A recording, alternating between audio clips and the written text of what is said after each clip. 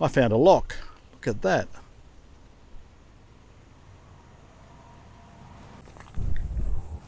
After the unexpected events at the previous location, we had moved away to continue our trip. This is part 5 of our dams exploration trip, where we visit several more dams and their water channels, marvelling at the hard work to keep the steam locomotives supplied with good water. We also explore the remains of one railway town and then the haunting ruins of a gold mining town's ruined hotel that once served ice cream. And we try to find the lost grave of a child.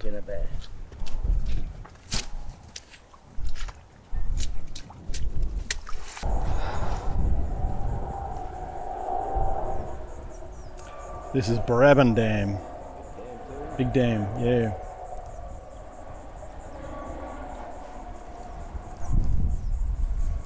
Many of the sites have 2 dams as a result of trying to supply the growing demand of the railway.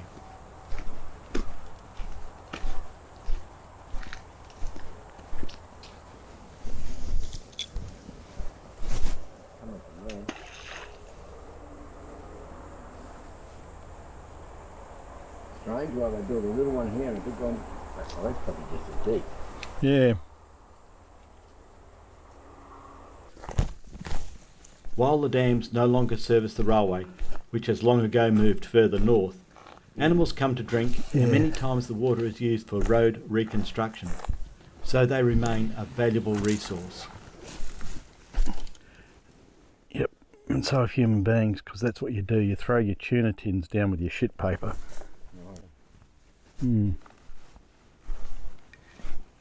Just quickly walk through the overflow channel, through the reeds and grass.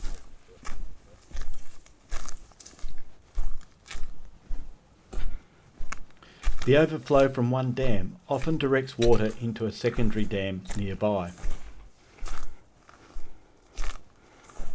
The size of these blocks, quite large. But because there's no maintenance, as the water comes down it eventually eats away the cement and they collapse. There is where the inlet channel is from the rock.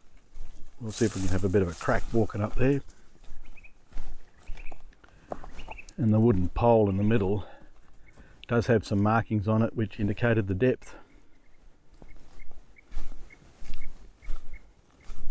It means the water is in good state if there's fish in it.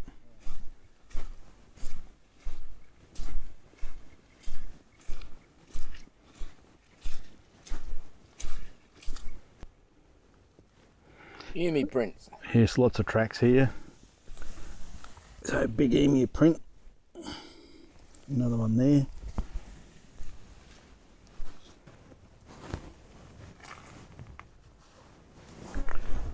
What am I going to say? I don't know. Something about Wallaroo? Probably.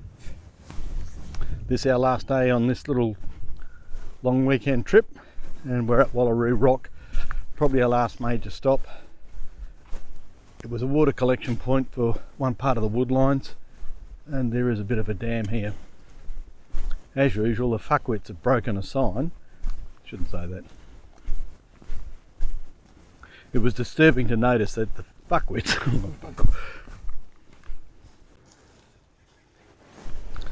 what really is annoying is the people who've come here, they've left their bits of fruit and watermelon in the water, but they drove here. They drove here in a 4-wheel drive with big luggy mud tyres. They broke down a sign to get into here. They're the type of bastards, absolute bastards, that have these places shut off. And if it's you, if you did this, fucking grow up.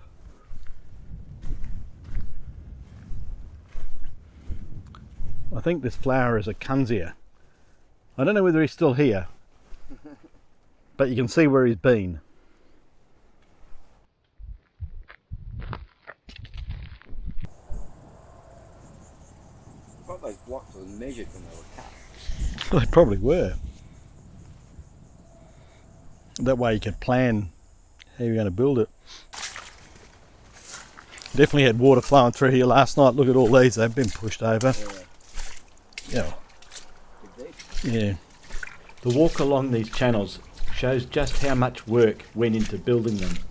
The size of the blocks and the way they were worked to fit together is truly impressive.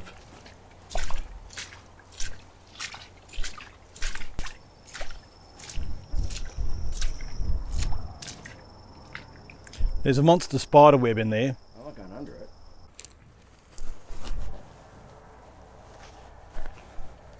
Relics such as these water tanks still lie abandoned in the bush.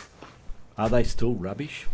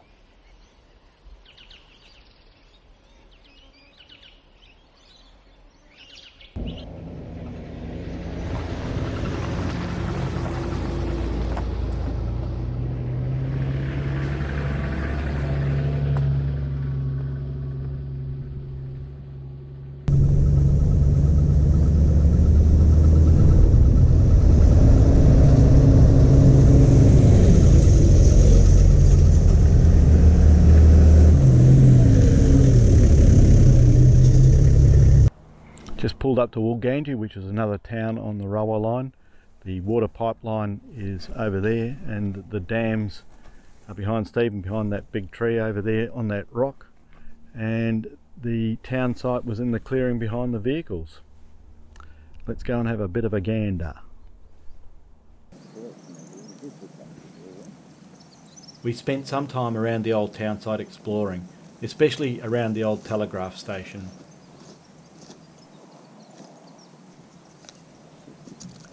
Along with the water pipeline and the railway, the telegraph system was a vital requirement for the new goldfields towns.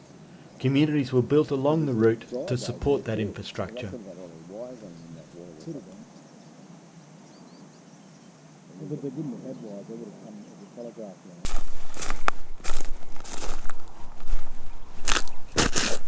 This is concrete here too.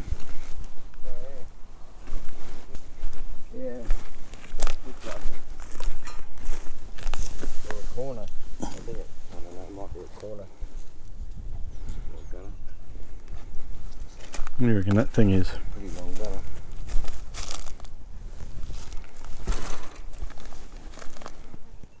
Got to be something electronic, doesn't it? Oh. Look at the thickness of that glass. Yeah, they didn't know how to make it real thin, did they?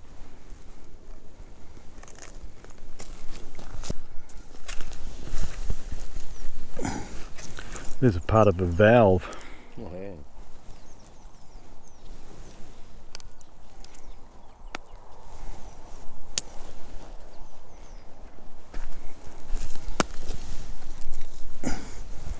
And a fuse, ceramic fuse. Was the two wires to a light bulb or something? Or To a valve, yeah. Yeah. Oh, there you go, look down there. yeah. There's a whole pile of, this is all electronic stuff here. Yeah.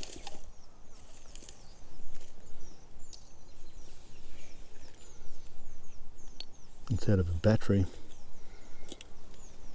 There's another valve over there. Actually, there's one near your knee and there's one there, a fuse. Yeah.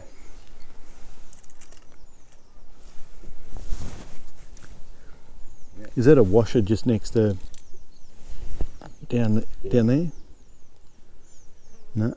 It's a, well, it's a wire connector or something, I guess. Screw through and then Don't know. pin down to something.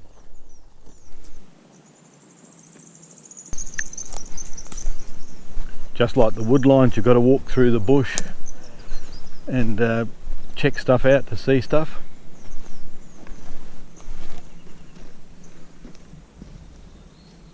Push things out of the plastic and tins. That's the old seal, isn't it? Goes in like that. Old Currajong trees at Cunnelling, the old hotel.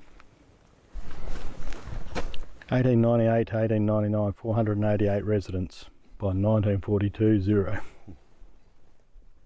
It had a telegraph station, hotel, 2 hotels, post office, police station, courthouse, government school, hotel, blacksmith, mechanics institute, a bakery, butcher, greengrocer. Well, that's 500 people. Mm. You don't get that these days. Nope, you get into Coles, next town. So the next part of the journey from Cunnelling is to travel down the road which is to the west, and we're going to try and find the old cemetery. There's only one person in there. We've looked before and couldn't find it, though we did see some weird stuff in the bush. Anyway, let's get cracking.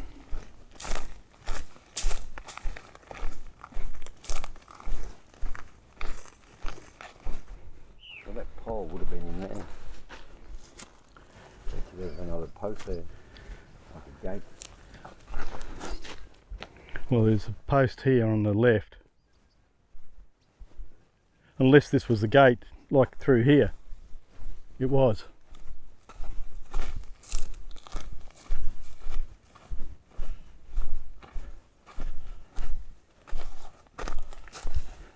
That's where that pole went through. So this is the cemetery edge. So it runs that way, which is the creek. It was a hard walk to the cemetery through the bush.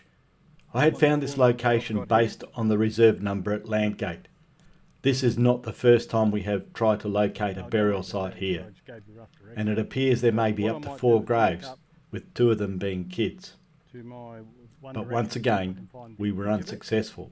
Like if you stay here, all that means is we maybe need to come back.